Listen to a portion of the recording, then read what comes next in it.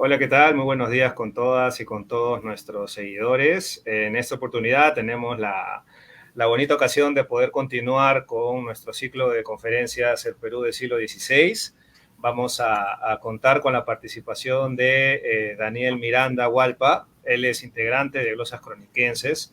Actualmente él es en formación historiador por la Universidad Nacional Mayor de San Marcos y entre una de sus inquietudes académicas en los últimos años se está dedicando sobre todo a recopilar y también, ¿por qué no decirlo?, a un proceso de salvataje, ¿no?, de puesta en valor de las lenguas indígenas peruanas en un trabajo de campo muy importante que se viene desarrollando Daniel. Y como parte también de su dedicación aquí en Glosas Chroniquenses, como miembro de nuestro equipo de trabajo, viene realizando diferentes investigaciones. Una de ellas es la que recientemente ha presentado en el Congreso Internacional de Relaeti en Medellín, en la Universidad de Antioquia, que se titula La ficha léxica de Tixi, la cual el día de hoy nos va a compartir. ¿Cómo estás, Daniel? Muy buenos días. No, muy buenos días, muchas gracias. Sí, a ver, esta ficha se presentó en Relaeti, ¿no? El objetivo fue tratar de interpretar los topónimos que tiene Terce, ¿no? Nosotros pues sabemos de las apariciones de Terce, por ejemplo, pues del Terce de Huiracocha, que quizás es lo más conocido.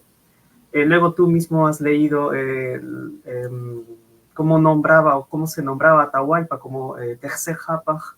Uh -huh. Y así hay otras apariciones, ¿no? También modernamente es un apellido, entonces poco que queríamos expandir, ¿no? Los significados que tenía esta palabra, porque además es una palabra un poco compleja eh, y faltaba ahondar un poco más, ¿no? De todas formas, a quienes escuchan esto, vale que ustedes busquen el libro de César Itier sobre Huiracocha, que tiene varias páginas sobre esta palabra y me parece que bastante bien documentadas y también tienen varias ideas sobre significados que lamentablemente no fueron consignados en los diccionarios, ¿no? Pero que uno ve al momento de leer en quechua y las apariciones de Terce que ahí están, no siempre son interpretables desde lo que los diccionarios nos dicen, entonces hay que ir un poco más allá. Es muy interesante lo que indicas porque cuando uno rastrea la información, por ejemplo, en las fuentes del siglo XVI, hablando justamente de lo que sería la literatura colonial, ¿no?, sobre los Andes de aquel periodo, uno se topa en primer lugar no solo con las crónicas, sino también con estos primeros diccionarios, vocabularios de lenguas indígenas, ¿no? Para que tú desarrolles esta ficha léxica, se podría decir, te has apoyado en algunos de estos escritores de las lenguas indígenas de aquel periodo. ¿Ha habido alguno? Quizá puede ser González Holguín o Domingo de Santo Tomás el que ha prevalecido quizá en sus explicaciones, en los significados de estas lenguas que tú has revisado. Terce en los diccionarios suelen centrarse en la idea de cimiento, también la idea de origen. Pues probablemente cimiento y origen son significados relacionados, ¿no? Luego, otro significado que también ponen es lo del confín del mundo, ¿no? Donde el mundo acaba. Holguín se explaya un poco más en esto, ¿no? Porque le llama hemisferio, aunque no Terce solito, ¿no? Sino Terce Moyo. César Itier propone, ¿no?, que esto es un calco desde el latín, ¿no? Porque tercemoyo, entendiendo terce como tierra, pues sería el círculo de las tierras. Me parece que tiene bastante razón, ¿no? Además también existen otros casos donde los criollos, ya muchos de ellos quechohablantes, bueno, paréntesis acá, ¿no? Es normal que muchos españoles, hijos de españoles que nacían acá, y sobre todo si nacían fuera de Lima, sabían las lenguas indígenas incluso de forma materna, ¿no? Las aprendían en la niñez. Entonces, los usos que vemos, ¿no?, que hacen los españoles de esta palabra, probablemente las aprendieron de toda la vida, ¿no? Eran palabras que ellos ya tenían, pero además sabían latín. Entonces, con ese doble conocimiento, pues trataban de proponer innovaciones Y Tercemoyo puede ser parte de eso, ¿no? Ahora, el significado original de Terce como confín, pues sí parece ser originario, ¿no? Ya Betanzos lo cita con esa idea, ¿no? Cuando Atahualpa pregunta, ¿de dónde son los españoles? ¿No? Apacha Tercempe, dice, ¿no? De más allá del mundo, bueno, más allá, no, bueno, donde termine el mundo, ¿no? Bueno, y en esta parte de donde termina el mundo, quizás haya que intuir o sospechar de que para los incas el mundo era un trozo de tierra, ¿no? Donde ellos vivían rodeado de mar. Bueno, varias culturas en realidad tenían esta idea, ¿no? También los europeos y Claro. muchos asiáticos tenían la misma idea, ¿no? De que el mundo era pues tierra, ¿no? La tierra donde ellos vivían rodeado de mar, así que no sería descabellado pensar que los incas creían lo mismo, ¿no? Bueno. Sí, es muy interesante. ¿Te parece si damos un paso ahora que puedas explicarnos quizá Ah, ya, con claro, sí, sí. detalle, acompañándote con tus diapositivas? Uh -huh. A Sí, ver, a ver. vamos a compartirlo. Ok, Bueno, Daniel. Tixi es la palabra, ¿no? De la que estábamos hablando. Existe un Tixi también que tiene K, pero tiene un significado muy lejano, me parece, que no es esta sobra de la lana, o sea, cuando uno hila, pues sale como sobritas, ¿no? Como si fuera basurita de la lana. Bueno, eso también se llama, bueno, no Tixi, sino Tixi.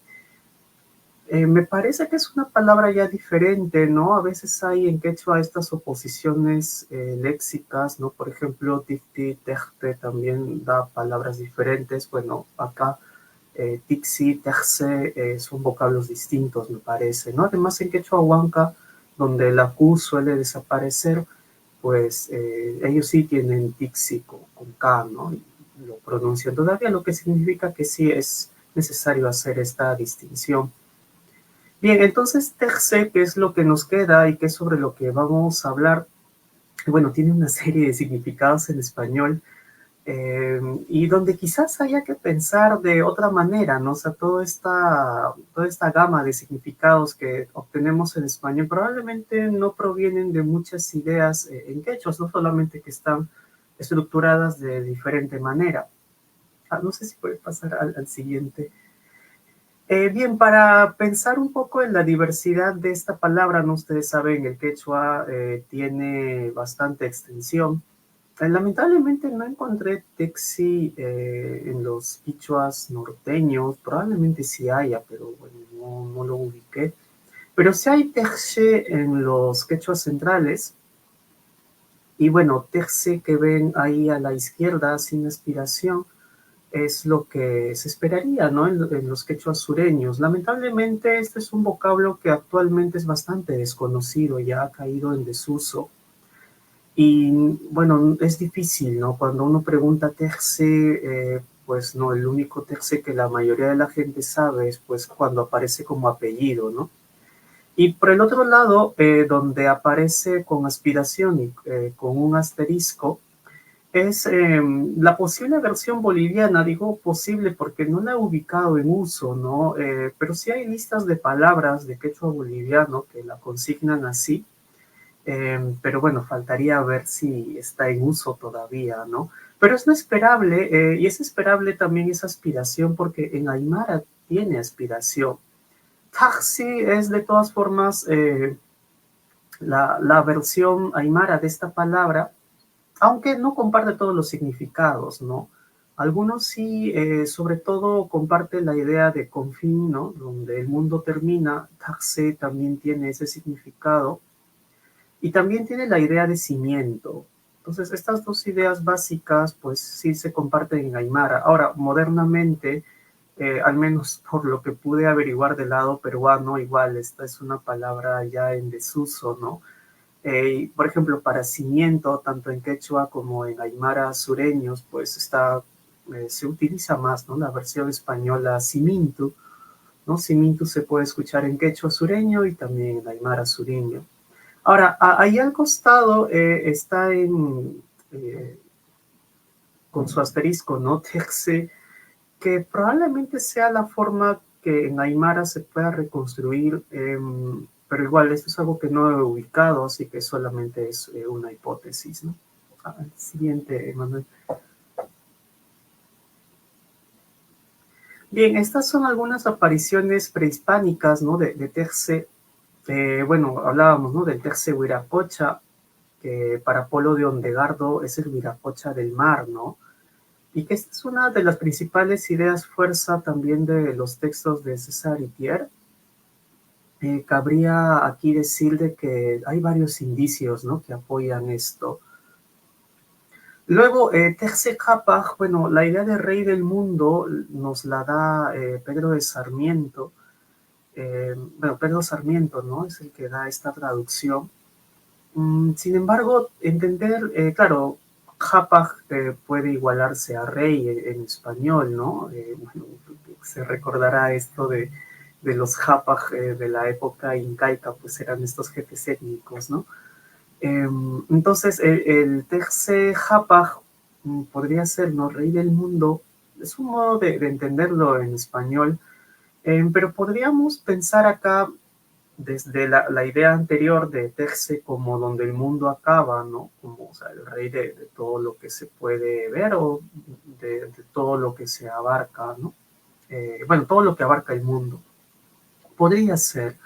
Igual no estamos muy seguros, me parece que no hay mucho sustento, más que la pura deducción, ¿no? Para igualar Terce al mundo, no se sabe bien. Normalmente el mundo es Pacha, y si hay una diferencia entre Pacha como mundo y Terce como mundo, pues igual es algo que no sabemos, ¿no? Ah, bueno, y luego hay esta calle en el Cusco, Tercecocha, y que también aparece como nombre de una huaca, ¿no? Ahora, Tercecocha no solo aparece en el nombre de esta huaca, sino que además es el nombre, bueno, no es el nombre, pero es parte de una oración que se recopila en Cajatambo, ¿no? Con motivo de la extirpación de idolatrías en Cajatambo. Aparece esto, ¿no? Tercecocha también. Ahora, el significado es complicado, ¿no? Pero aquella vez quien era el traductor tradujo Tercecocha como el origen del mar, ¿no? Bueno, no ayuda mucho esa traducción, nos trae más problemas. Pero bueno, vamos a ver si hay intentos de solución. Ahora les voy a comentar. Primero hay que ver otras apariciones. Bien, la primera, el significado, digamos, más básico y el que mejor se comprende es el de base, ¿no? O el de cimiento. Parece ser que Terce en este punto corresponde a la parte concreta o a la parte interior profunda de algo hueco, ¿no? Como puede ser una casa. Podría ser esta una idea, ¿no? Entonces, esto es una oración que proviene de los ritos y tradiciones de Guarochirí, ¿no? Y acá, Terce como cimiento, pues se entiende bastante de forma sencilla, ¿no? No hay que ahondar mucho, ¿no? Terce llanta churaspa, ¿no? Poniendo el terce, o sea, poniendo su base, ¿no? No hay mucho misterio acá, pero sí hay que ir creyendo que existe un significado más allá, ¿no? O sea, para que Terce sea la base de algo, en este caso de una casa, pues puede haber una idea un poco más grande detrás, ¿no? Que se refleja en el significado de cimiento. El siguiente, Manuel, para el siguiente ejemplo.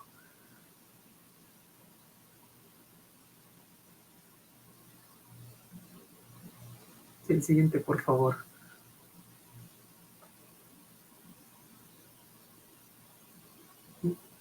Bien, el siguiente son las profundidades, ¿no? Que podría estar relacionado a la idea de cimiento que hemos visto antes.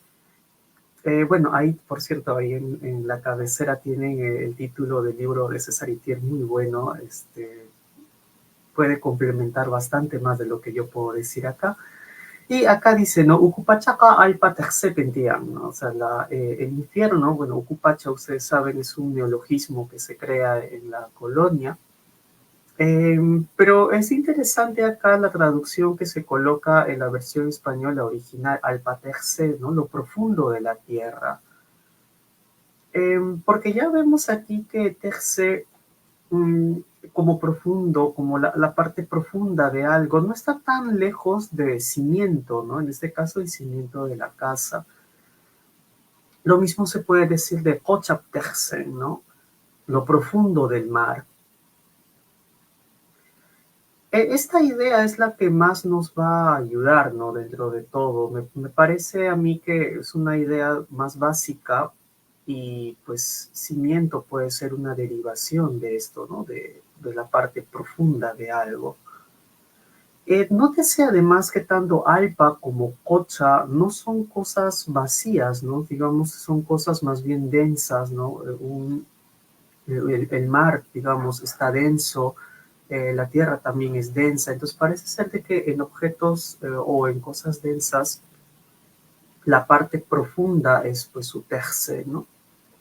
El siguiente, por favor. Bien, acá la idea de suelo y tierra proviene de José Farfán, ¿no? Que fue uno de los traductores de El pobre más rico.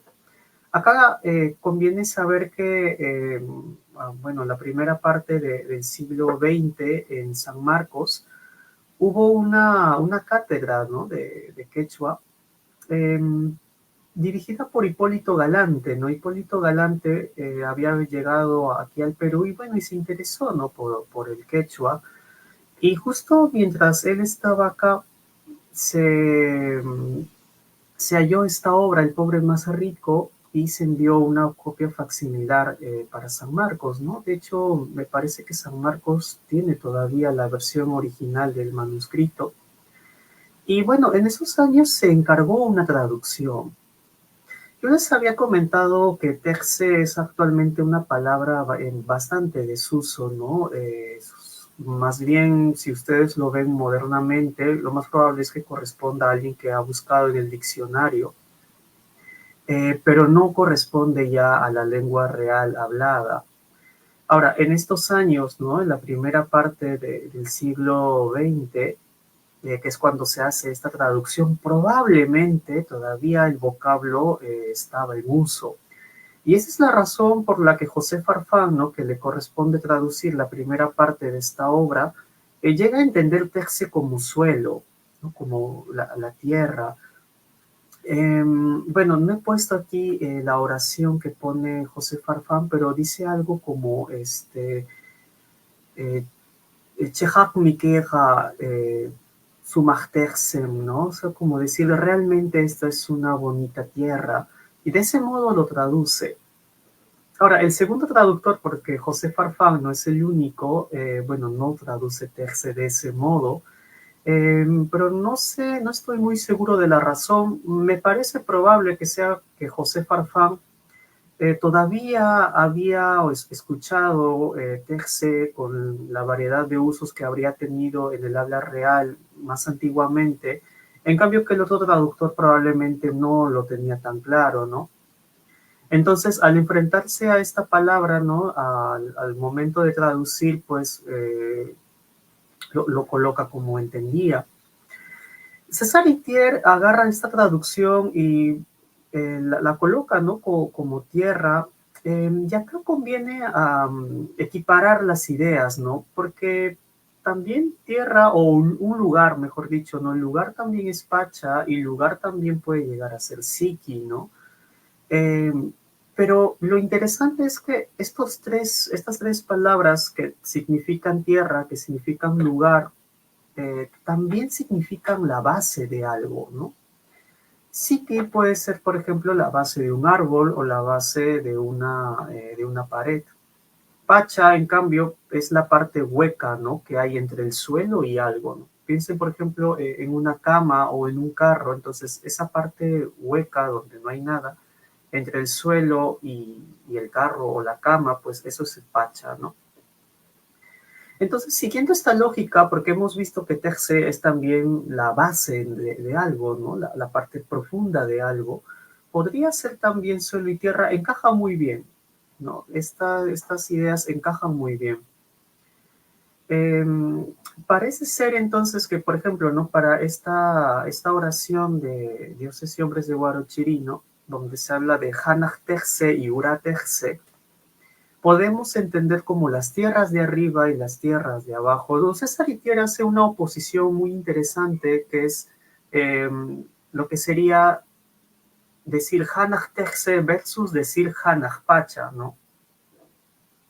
Eso nos daría una buena idea del uso real y que por eso los españoles, bueno, los evangelizadores emplearon Pacha en vez de Terce. Entonces decir Hanaj Pacha, claro, se entiende el cielo. En cambio que Hanaj Terce, pues las tierras de arriba, ¿no? Y puede ser, de verdad que es una buena interpretación, en la medida además de que en esta oración se nos dice que en el Hanaj Terce está el lago Titicaca y en el Ura Terce está Pachacamac, ¿no? Entonces parece tener bastante sentido esto de las tierras altas y las tierras bajas. No sé si se puede poner el siguiente, Manuel. Bien, la idea que les había mencionado al inicio, ¿no? De Terce como los confines del mundo, tenemos esta idea, perdón, tenemos esta oración que Betanzos supuestamente reconstruye. No sabemos qué tanto esto es verdad, pero el hecho de que el Betanzos sea una obra pues más o menos temprana, ¿no? Corresponde a los años 50 del siglo XVI, nos da ya cierta idea de que es probable que esto haya ocurrido, quizás no exactamente de la manera como lo pone él, pero seguramente fue de las mejores soluciones que encontró el traductor de Atahualpa, ¿no? Para explicarle al Inca de dónde eran los españoles, ¿no? Entonces dice, no Pachactexempe, Yactayoxin y Barca, ¿no? Me dijo que era que era de un pueblo que está en donde la tierra termina. Bueno, Betanzos le pone fenecimiento y remate de la tierra, ¿no?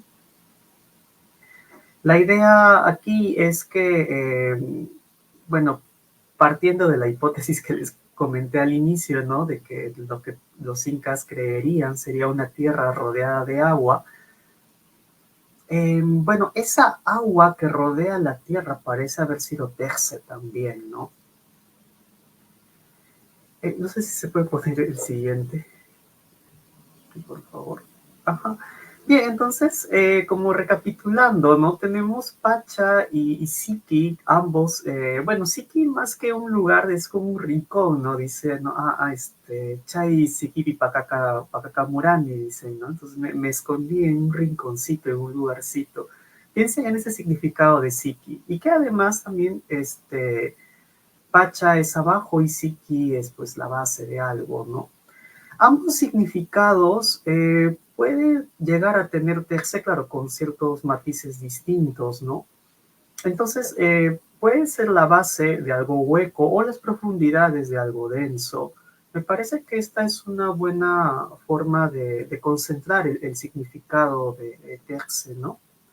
Ahora, no estoy incluyendo acá la idea de confín, donde la Tierra termina, porque probablemente esa es una derivación de lo que acá está, pero además porque Pacha y Siki no comparten esos significados. Y otra cosa que conviene decir es que Terce solamente aparece como donde la Tierra termina, pero no se puede utilizar para otras cosas, ¿no? O sea, por ejemplo, no es donde el pueblo termina, no es necesariamente la terminación de algo distinto a la Tierra, al mundo. La misma idea está en Tajse, ¿no? La versión aymara, porque Tajse solo se utiliza para el mundo, no para decir igual de donde el pueblo termina o los confines de algo donde otra cosa termina. Tajse no se usa. Entonces, este uso tan eh, como decir, tan específico que tiene Terce, probablemente se debe a una derivación en base a estos significados más básicos, ¿no? Ese sí, el siguiente, Manuel. Bien, acá hay una lista de palabras que contienen terce, al menos de los que yo he podido ubicar, probablemente algunos se me ha escapado, aunque terce o tarse también hay en Bolivia, o sea, como vocablo, no he podido ubicar ninguno del lado boliviano, seguramente hay, pero al menos en las búsquedas que yo he hecho, pues no he encontrado ningún lugar, ningún topónimo que tenga esta palabra, ¿no? Entonces están todos del lado peruano. Y además algo que es curioso es de que todos estos vocablos más o menos están en torno al departamento de Ayacucho, ¿no? Ahora, yo sé que el departamento de Ayacucho, tal como es ahora, no se corresponde con ninguna realidad prehispánica. No, o sea, ni siquiera los chancas estuvieron en todo Ayacucho, ¿no? Eso ya lo sabemos.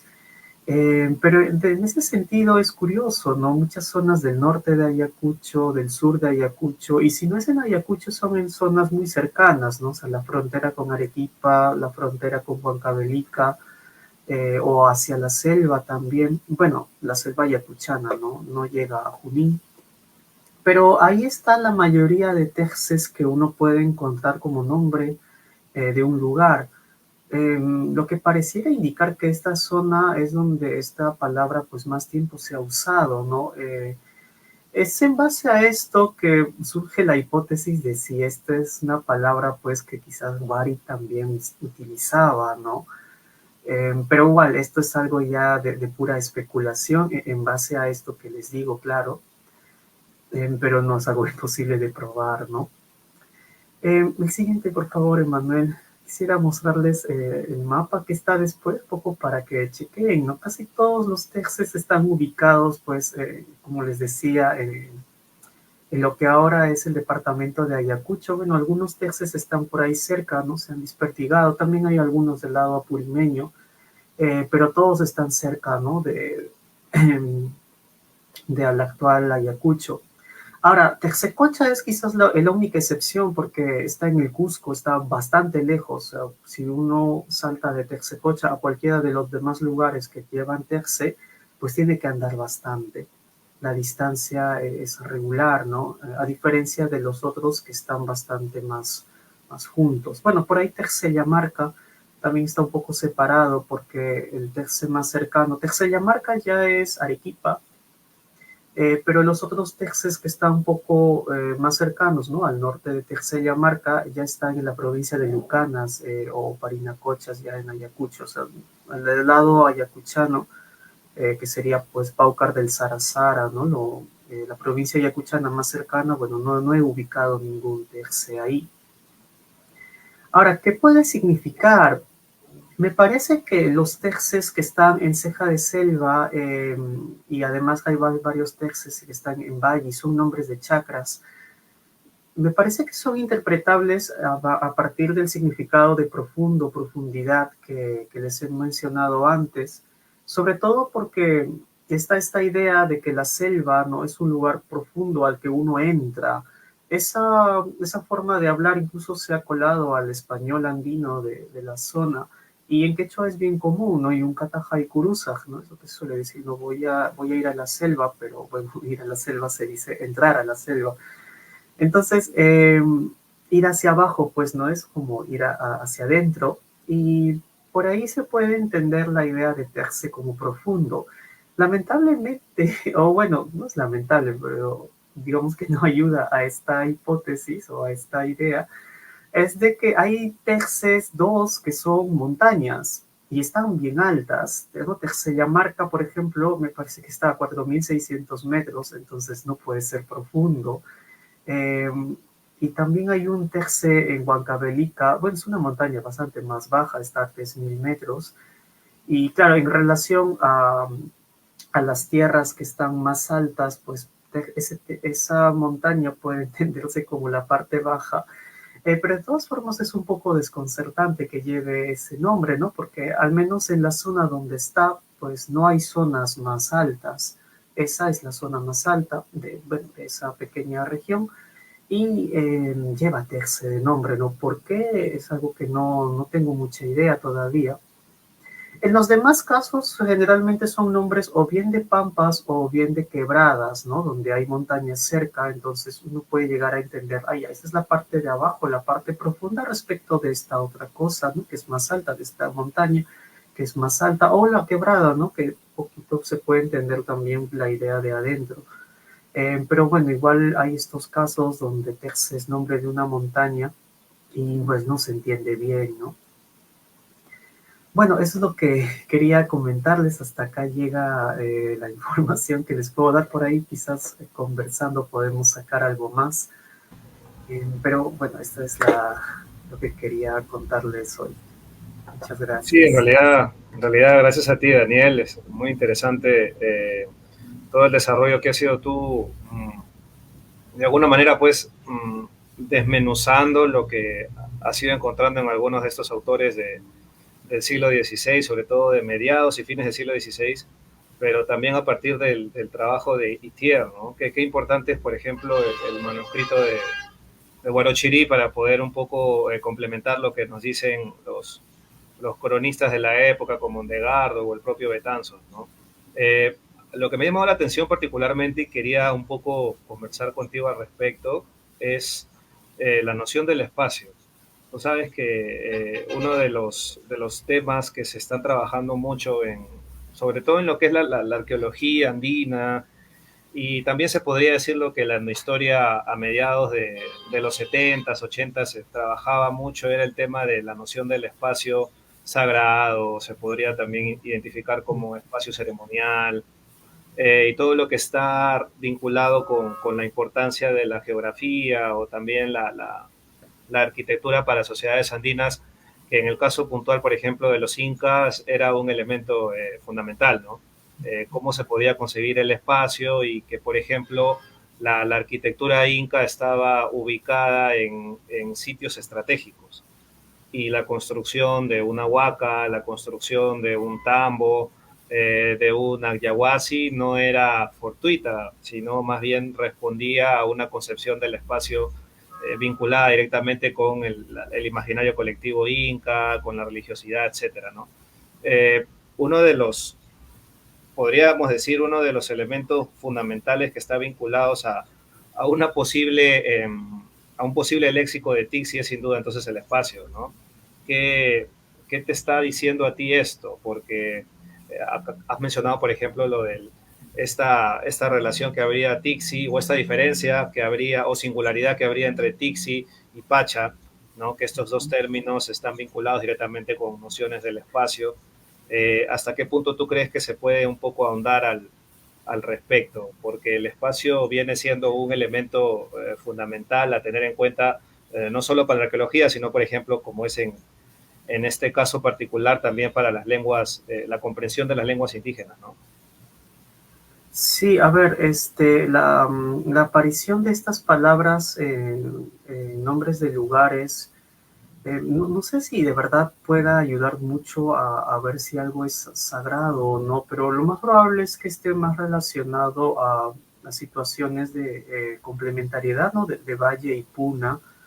Me parece que está más relacionado a eso, ¿no? Pienso, por ejemplo, en este topónimo Pachachaca, ¿no? Me parece que un modo de entenderlo es simplemente como puente que está abajo, ¿no? En las profundidades. Eh, ya Pacha como abajo. Me parece que también existen lugares con Siki, ¿no? Existe Siquipampa y pienso que es la misma idea, ¿no? Como Siki es la base, entonces pues Pampa de la base, ¿no? Pampa de abajo. Pienso que muchos de estos nombres, al ser también, bueno, generalmente no los topónimos andinos suelen ser bien descriptivos, entonces ahondar en base a eso, a algo sagrado, me parece que ya es complicado. No existen casos, claro, de posibles nombres de dioses, ¿no? Porque a veces el nombre de un dios al final, pues pasa el nombre de la huaca y como nombre de la huaca termina nombrando un lugar. Eso Bueno, ocurre también, pero me parece que no es tan frecuente, ¿no? Probablemente sea el caso de Guarochirí, o de Pampachiri, ¿no? Probablemente los nombres de estos dos lugares proviendan de nombres de dioses antiguos, pero no es tan común, creo. Igual sí hay que estar atentos porque sí hay casos, ¿no? Por ejemplo, a este lugar que mencionaba Sancho, ¿no? No, Sancho creo que era Betanzos de Ñamojpampa. Me parece que es interesante, ¿no? Además que hay que también ver la posibilidad de que el nombre haya cambiado con el tiempo. Claro. Eh, sí, me parece que está un poco lejano, salvo estos casos, ¿no? Y en los casos de Terce que yo he podido ver al menos, no parece haber una relación con alguna divinidad. Igual eh, puedo tener algún error en esto, pero no me parece todavía, salvo Texecocha, ¿no? Que parece que está probado que es el nombre de un santuario. No sé si exactamente en la misma ubicación que donde ahora está la calle Texecocha, pero sí, eso sí está bastante puesto, ¿no? Sí, en las crónicas se sabe bastante que ese era su nombre, Texecocha. ¿Y qué te parece el trabajo de Beitier? O sea, has mencionado que es quizá para poder ahondar sobre lo que tú estás desarrollando en esta ficha léxica, porque tengo entendido que pues tu trabajo es un trabajo que se encuentra en desarrollo, porque de alguna forma pues por las fuentes que has venido revisando, no podrías decir que este es el léxico preciso del término, ¿no? O Ah, este es su significado, ¿no? Sino que está en desarrollo. Por ejemplo, ¿a ti qué te parece entonces la obra de Itier? Creo que se titula Viracocha o el océano, ¿no? uh-huh. Sí, a ver, lo que pasa es que, como les comentaba al inicio, ¿no? De que Terce no, que no está bien desarrollado en los diccionarios. Igual siempre, por más que la palabra esté bien desarrollada, siempre hay que ver pues el uso real, ¿no? Y es lo que él hace y se refleja en la obra, ¿no? Uno lo que tiene que hacer al final para poder comprender el vocablo, pues es leer lo producido en quechua en el siglo, bueno, siglo XVI y XVII, ¿no? Que la mayoría de las obras están intercaladas, bueno, hay bastante más en el siglo XVII. Y incluso si los autores son españoles, porque como les decía, ¿no? Muchos de estos españoles, bueno, españoles ya no, criollos, muchos de los criollos son hablantes maternos de quechua o, bueno, de aymara, o por ejemplo, ¿no? Quien hizo esta obra de la lengua mochica, me parece que también era hablante materno de lengua mochica, ¿no? Y eso era bastante común. Si el criollo nacía en Lima, bueno, ahí sí ya no pasaba esto. Generalmente quien nacía en Lima solo sabía español, no sabía nada más. Pero los criollos que nacían en las provincias, digamos, ¿no? En los corregimientos, sí sabían la lengua y mediante su producción podemos acercarnos bastante al uso real de estas palabras. Y eso es lo que se refleja en el texto de Itier y que es algo que deberíamos pues extender bastante más, ¿no? Porque no sabemos qué tanta información nos estamos perdiendo por no analizar bien estos textos. Ahora, sí hay algo de tristeza, digamos, porque la cantidad de textos tampoco es tan grande, eh, pero hay que utilizarlo lo que tengamos, ¿no? En ese sentido también el manuscrito de Guarachirí pues es impresionante porque es un texto bastante extenso y nos da usos de palabras, digamos, con mayor propiedad porque el autor era indígena y nos pone muchísimos ejemplos de uso, ¿no? Como este terce de Hanach terce, Ura terce que les he mostrado. Es bastante único o realmente, ¿no? No tenemos muchos usos de terce donde la idea de tierra o suelo se refleje. Me parece que aparte de estos dos que les he mostrado, hay unos dos o tres más nada más, es todo lo que hay, pero ya nos da una buena idea, ¿no?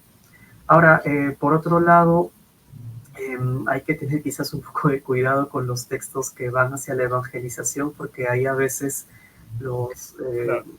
generalmente, ¿no? Los curas y así quienes hacen estos textos tienen que estirar la lengua. Y esa estirar la lengua que ellos hacen, porque lo que tienen que hacer es explicar la doctrina cristiana, ya son como innovaciones más personales, ¿no? De todas formas, es interesante a veces ver en qué se basaron para hacer esas innovaciones, sobre todo porque muchas veces estos religiosos conocían la religión indígena y eso era su insumo para hacer estas innovaciones, ¿no? Entonces, si podemos deshacer, ¿no? Como hacer ingeniería inversa a, a estos procesos que ellos crean, pues podríamos llegar a información interesante también. Sí, sin duda, hay que tener mucho cuidado también con cómo se ha ido produciendo estas fuentes, ¿no? Ahí está la relevancia, por ejemplo, del manuscrito de Huarochirí. Cuando presentabas, por ejemplo, tú, y había mencionado eso al inicio de la transmisión del día de hoy, esta ficha léxica que has desarrollado recientemente, la semana pasada en el Congreso de Relaeti, de alguna manera, pues, fue un momento en donde también se puso sobre la mesa diferentes casos en donde eh, venimos revisando fuentes de la época, pero que no necesariamente pues, nos están dando una única perspectiva, no son muchas aristas, que no solamente están sujetas al tema de investigación, sino también a cómo uno lo está abordando, ¿no? Es interesante lo que tú mencionas porque se complementa el manejo o la revisión de fuentes o el apoyo que uno puede tener, que es totalmente válido de una investigación en particular, como en tu caso sería el trabajo de IPIER, se complementa también con lo que tú vienes realizando en este proceso de, podríamos decir, trabajo de campo, una suerte de etnógrafo, recopilando lo que hay actualmente, ¿no? De las personas, los pobladores que todavía hablan en sus lenguas maternas, que son lenguas nativas. ¿Hasta qué punto crees que esto también tiene una importancia que quizá muchos todavía no se dan cuenta, ¿no? No hablo en materia social, que sin duda la tiene, sino en materia de investigación. O sea, ¿qué tan útil puede ser esto de, por ejemplo, la información que tienes documentada de Tixi hasta la fecha, la podrías complementar con la data que vienes, la data viva, por así decirlo, ¿no? Que vienes tú recopilando en la actualidad? A ver, miren, todos los vocablos, digamos, de época prehispánica, como en toda lengua, pues siempre sufren cambios. Eh, Hay que partir de eso, ¿no? Entonces, siempre una lengua, el quechua, el aymara, bueno, el mochica en su momento también, mientras existió, pues fue cambiando, las palabras van mutando siempre. Eh, pero hay que pensar también de que la conquista fue hace 500 años y pues en términos de una lengua eso no es tanto tiempo, ¿no? Más o menos es como investigar pues las lenguas romances si uno viviera en el siglo X, ¿no? Entonces uno puede ver que todavía quedan muchas cosas y bueno, los quechohablantes, ¿no? Principalmente, ¿no? Muchos de nosotros pues somos los principales herederos. Todavía podemos encontrar en la lengua aspectos que permitan ayudarnos a entender cosas del mundo prehispánico, sobre todo cosas que solo tenemos tangencialmente información. Y para esto además pues nos servimos de la diversidad, ¿no? Porque la evolución de una lengua nunca es igual en todo lado, sino que por ahí cambia más en un lugar, cambia menos en otro. Entonces hay que juntar toda esta información para poder llegar a, digamos, a las ideas más básicas, ¿no? Que explican los significados modernos. Lamentablemente en el caso de Terce esto es algo que ya no se puede hacer porque el uso ha caído bastante, pero quedan todavía muchos vocablos, por ejemplo, marca, ¿no? Que actualmente se utiliza como el segundo piso de una casa, o a veces marca también es esta cosita elevada donde se ponen, bueno, la cama, bueno, no sé, marca en otros pueblos como sea, pero la marca en Curpahuasi, en Cotro, es una especie de camita elevada, ¿no? Se pone con palitos, parece una casita chiquitita y está toda amoblada para que uno duerma. Claro, ese es el significado moderno, pero dado que tenemos el marca, que es segundo piso, ¿no? La despensa de la casa, ya podemos ir intuyendo que marca está relacionado a un lugar elevado, ¿no? Y trabajos como estos se pueden hacer Pero claro, requiere pues, conocer, ¿no? Requiere conocer diferentes realidades de los pueblos andinos y no basta, nunca basta con lo que uno sepa solamente de su región, ¿no? O sea, si quien me escucha es quechua hablante, no basta el quechua que uno maneja desde casa, siempre es necesario saber cómo se utiliza en las demás regiones, en los demás pueblos, porque solo la juntura de toda esa diversidad pues nos puede dar un significado más preciso, podemos llegar a una información de mejor calidad. Ahora, en el caso de la Aymara, ocurre lo mismo, ¿no? Además, es importante porque digamos que las relaciones entre quechua y aymara un poco que se han decaído, entonces eh, los vínculos que podamos encontrar son generalmente bastante más antiguos y es muy importante entonces también conocer las soluciones que la aymara ha tenido para las realidades incaicas o para las realidades modernas, ¿no? Eh, porque muchas veces se comparte el vocabulario, entonces digamos que la Aymara es otra ventana que muchas veces no se utiliza, ¿no? También porque yo entiendo, ¿no? Muchas veces, pues, quienes somos investigadores del lado peruano, tenemos más lejanía a la Aymara, pero es una ventana muy importante que deberíamos utilizar siempre. Ahora, el trabajo de campo seguramente es un poco más complicado porque la mayoría de hablantes de Aymara no viven en Perú, pero no quita que deba hacerse, ¿no? O hacer un trabajo en conjunto con colegas bolivianos, bolivianas, ¿no? De otras partes que no necesariamente pues van a estar en zonas urbanas o ni menos en Lima, ¿no? Porque como tú estás indicando, y aquí quería hacerte otra pregunta, es interesante porque si bien pues pareciera, como tú indicas, de que los esfuerzos para Tixi pues cada vez te estás topando con ya los límites propios de, bueno, que pueden ser parte de una investigación, es natural, porque depende a dónde te puede llevar las fuentes, ¿no? Ahora estamos hablando ahora, por ejemplo, has mencionado tú las citas de Apolo de Gardo o el propio Betanzos, pero todavía hace falta que se encuentren. Queremos dejar sobre la mesa la esperanza, ¿no? De que se encuentren otros más documentos de Apolo de Gardo que él menciona, pero todavía no están, por lo menos no están en ningún archivo en el país o en Europa o en Estados Unidos. Pero a la espera, pues es lo que nos permite avanzar en la investigación, ¿no? Las fuentes que se encuentran a nuestro alcance. Sin embargo, en la actualidad, por ejemplo, hablando de topónimos, es interesante que aparece Tixi en estos topónimos, sobre todo en Ayacucho, ¿no? Que es lo que has mencionado al final de tu explicación. ¿Qué, qué, con qué mensaje te queda? Si bien tú has indicado pues que no podemos hablar de Ayacucho lo mismo espacialmente para el siglo XVI, ni menos para el periodo, por ejemplo, del dominio inca de la zona, pero tendría algún significado porque es interesante por la proximidad en el espacio geográfico de el registro de estos topónimos cuyo término incluye la palabra Tixi, ¿no? Voy a compartir acá el mapa. Sí, No sé qué te parece o qué mensaje podría haber, más allá de poder indicar, ¿no? Que se encuentran próximos a lo que es Ayacucho, pero ¿tendría algún significado? O sea, ¿qué pasa si alguno de nosotros nos topamos con algún caso similar? bueno, salvo los texes que son de ceja de selva, porque incluso hay una hacienda que se llamaba Texepampa, ¿no? Está en la ceja de selva en la provincia de La Mar, en Ayacucho. Todos los textos que aparecen ahí, pues parece ser, probablemente pueda ser ya algo más moderno, no estoy seguro.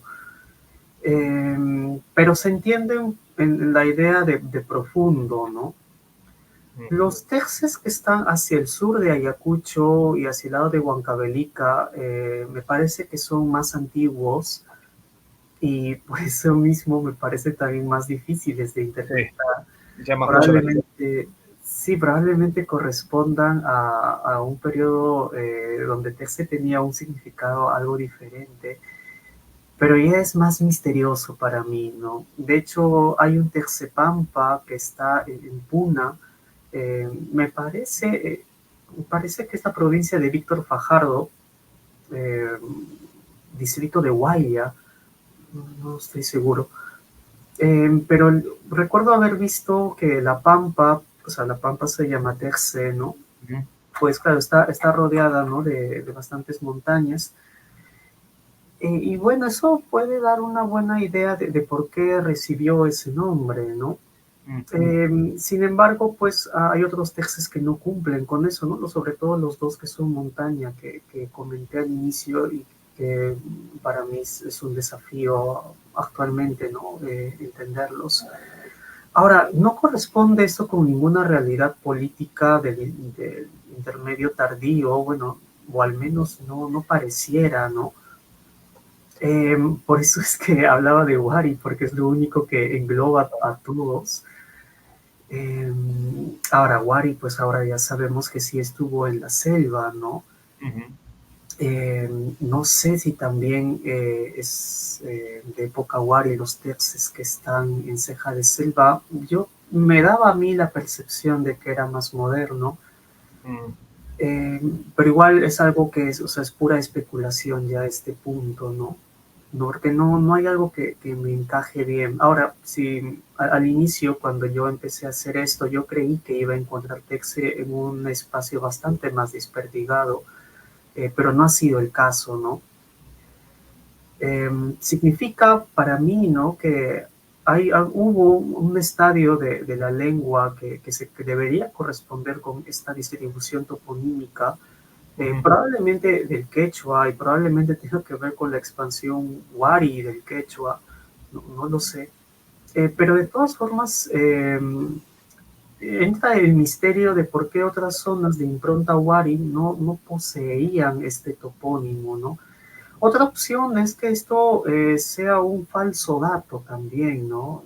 Podría ser, y que quizás estamos ante una entidad lingüística que no, que ha desaparecido sin dejar rastro y que fue quien originó estos textos, podría ser también, ¿no? Podría darse el caso de que estamos ante un homófono en otra lengua y se han combinado con los textos pues, del quechua, ¿no?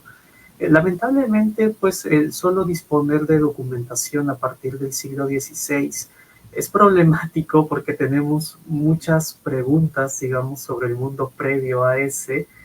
Y en este punto, asumir todos estos topónimos que tienen terce, como el terce quechua que les he mencionado, eh, es, digamos, la mejor apuesta, ¿no? Pero Ujú. podría haber pasado más cosas también. Claro, no dista de ser, al fin y al cabo, una hipótesis, ¿no? Que se estaría manejando con elementos que tienen una argumentación que se puede probar, que se puede sustentar, pero no deja de ser una hipótesis, ¿no? Es interesante porque de alguna manera entonces el mundo andino nos vuelve a plantear este tipo de desafíos y creo que ese es de alguna forma el elemento fundamental que nos lleva a reunirnos y sobre todo quizá también a prestar especial atención a este tipo de análisis también de carácter interdisciplinario, ¿no? Para acercarnos al mundo andino ya resulta esto básico, no es una alternativa, parece que es la única manera que uno puede ahondar. Nosotros dos pues somos de formación historiadores, pero no podemos dejar de lado las demás herramientas que están a nuestra disposición, ¿no? Como por ejemplo también los avances arqueológicos que se vienen realizando en los últimos años, ¿no? Los últimos hallazgos que también nos empiezan a ayudar, por ejemplo, lo que has mencionado, sin duda, el tema de la influencia wari, hasta qué punto, mientras más se sigue avanzando en la arqueología y también en la lingüística andina, se está probando ya la presencia y la importancia de wari en la influencia del quechua en la zona justamente de la cual estamos ahora hablando, ¿no? Eh, Tenemos algunos comentarios. Oh, Nos ha compartido sus saludos Silvia. Saludos igualmente para ti, Silvia, de parte de todo el equipo de trabajo de Glosas Cosmiquenses. Muchas gracias por compartir tus tus comentarios, tus saludos. Acá tenemos también otro comentario de Silvia. A ver, nos dice, si los españoles pudieron confundir la palabra tixi con la palabra típico, típico de, no típico, etcétera. Me parece un poco lejano eso. O sea, sí es verdad que los españoles insertan vocales, sobre todo ahí cuando las uniones de consonantes son complicadas, ¿no?